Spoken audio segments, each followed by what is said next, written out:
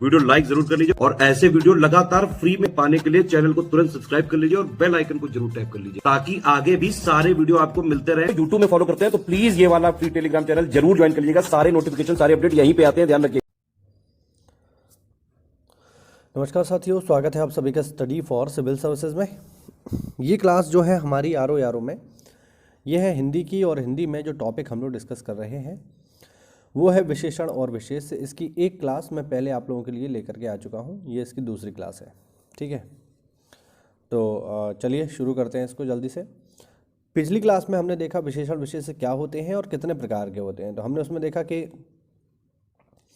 जो विशेषण विशेष्य हैं साथियों वो मूल रूप से जो है 4 प्रकार के हैं, जैसा कि आप यहाँ देख सकते हैं।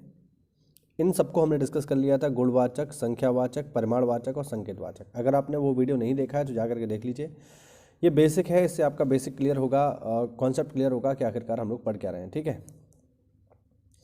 तो ये सब हमने पढ़ लिया था। अभी हम आगे बढ़ेंगे और आज का जो हमारा टॉपिक रहेगा वो है साथियों विशेषण शब्दों की रचना, यानी विशेषण शब्द कैसे बनते हैं।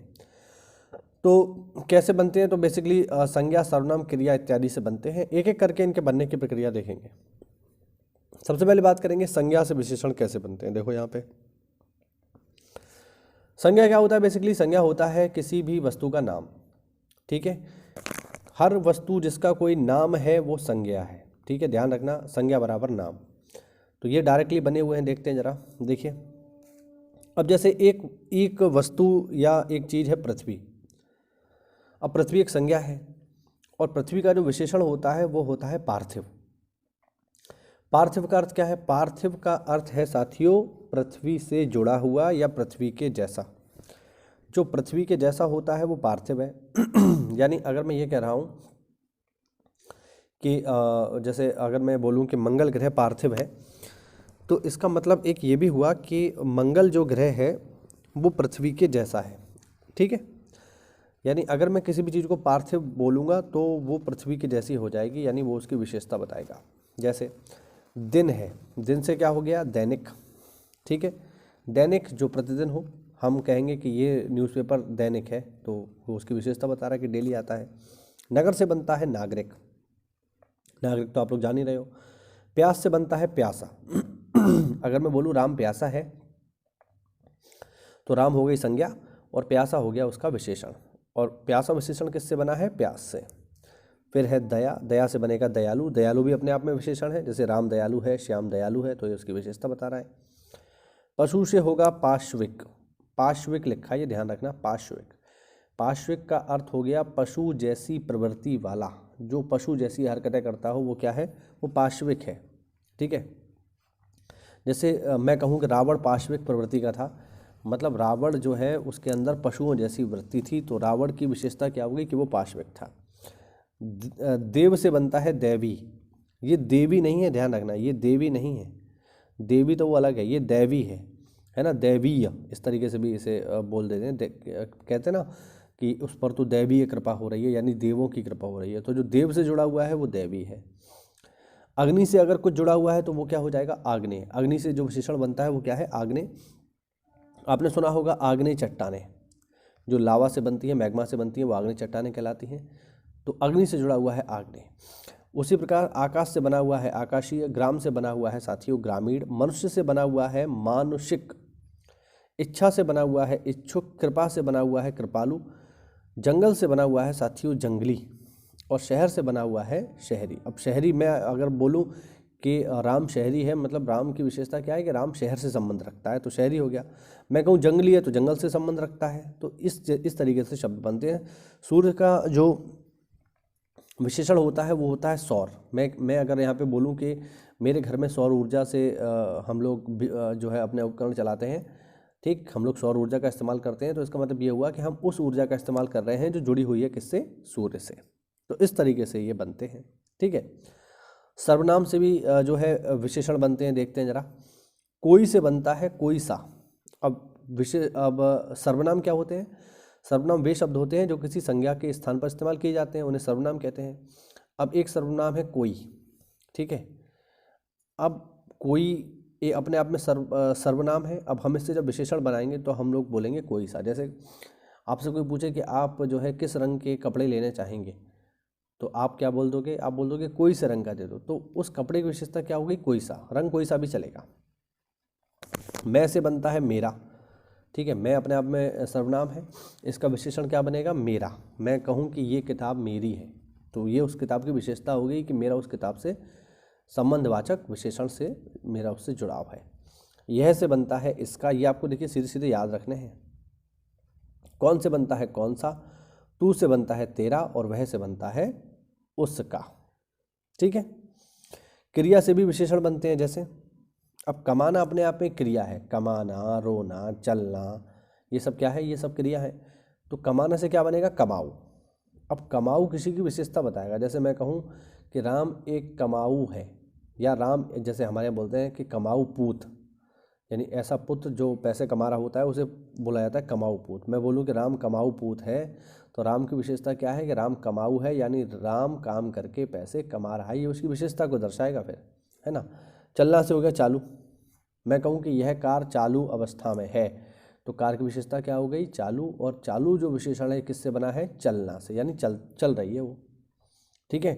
लड़ना से बनेगा लड़ाका। मैं बोलूँ कि राम की स्त्री बहुत लड़ाका है, या राम की पत्नी बहुत लड़ाका है, मतलब लड़ना उस स्त्री का स्वभाव हो गया, और स्वभाव उसका गुण है, और गुण हमेशा क्या होता है, विशेषता होती है, ध्यान रखना, गुणवाचक विशेषण का एग्जाम्पल हो जाएगा।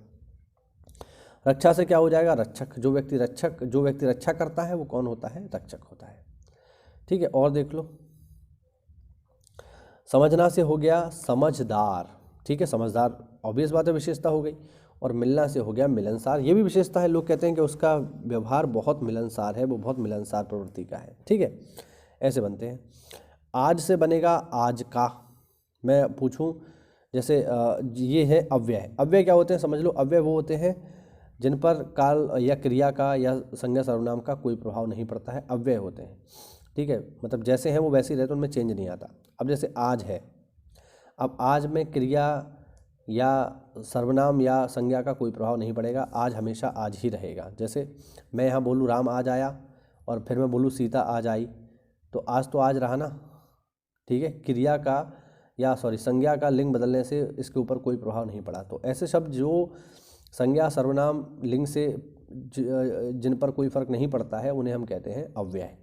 तो आज से जो विशेषण बनेगा वो क्या बनेगा, आज का। जैसे मैं पूछूं आज का न्यूज़पेपर कहाँ है, तो मुझे न्यूज़पेपर तो चाहिए, लेकिन उसकी विशेषता क्या हो कि आज का हो, कल का नहीं हो, कल का नहीं चाहिए, आज का चाहिए। यहाँ से क्या बनेगा, यहाँ वाला।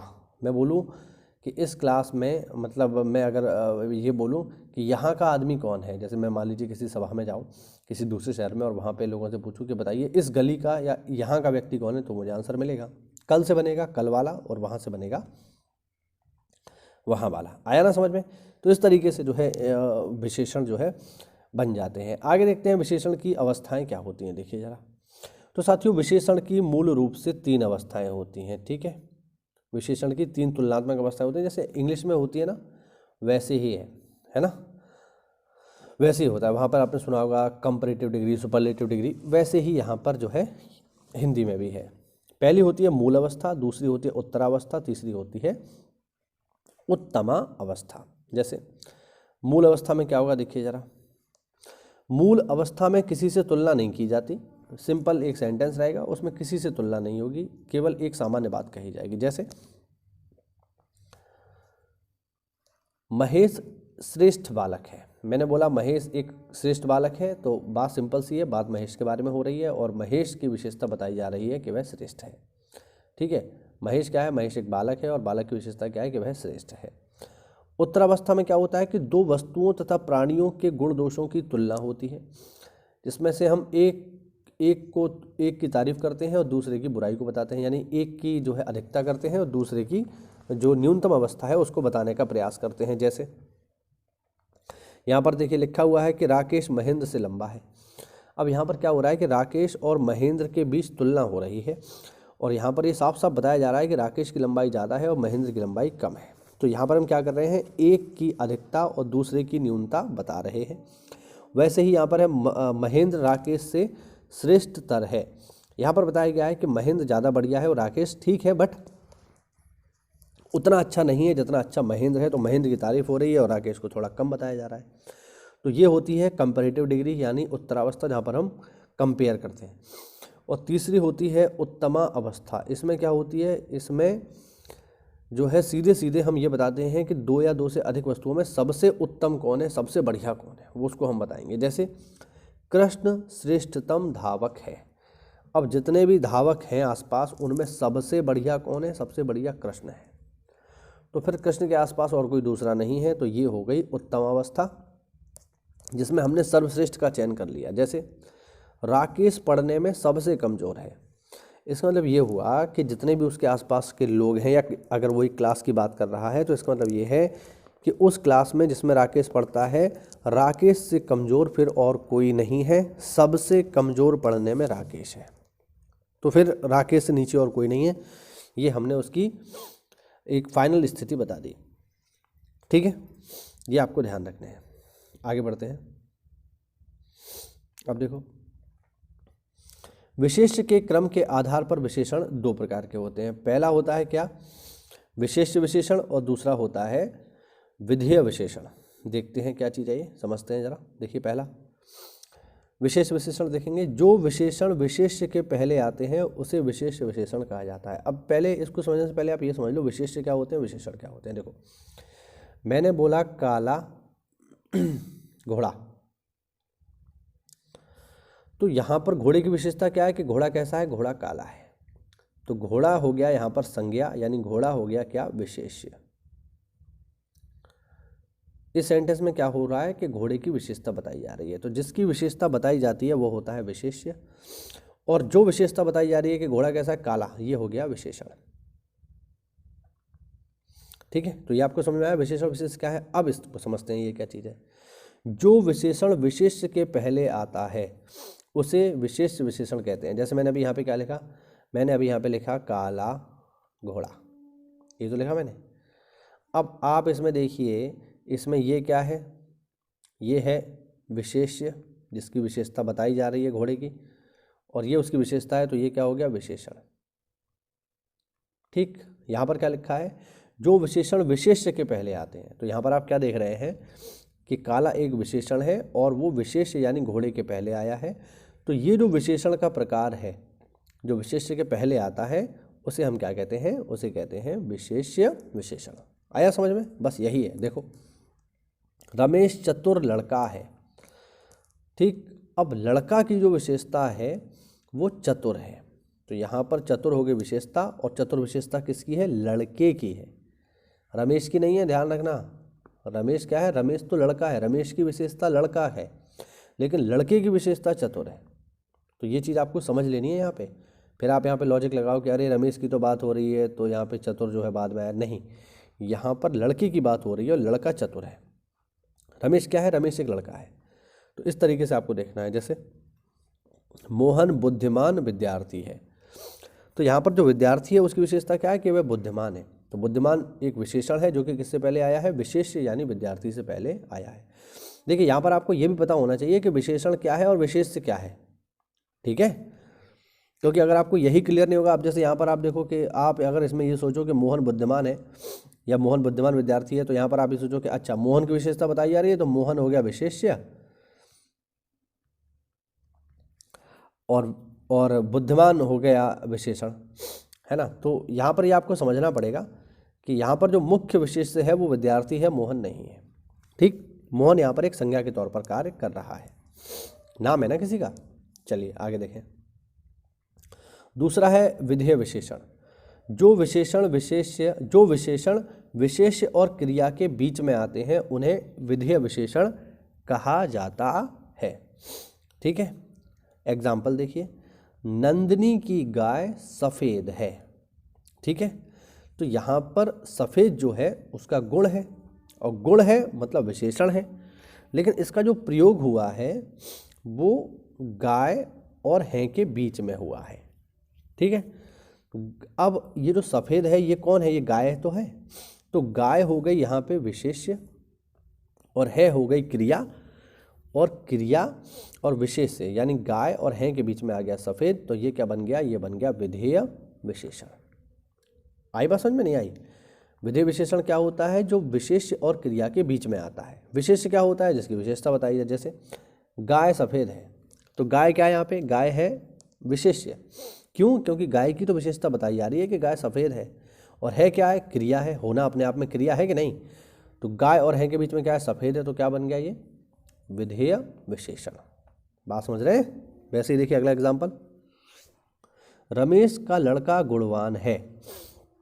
ठीक, तो गुणवान कौन है? लौंडा, यानी लड़का। तो लड़का की विशेषता क्या है? कि वह गुणवान है। तो लौंडा क्या हो गया? लौंडा हो गया विशेष्य।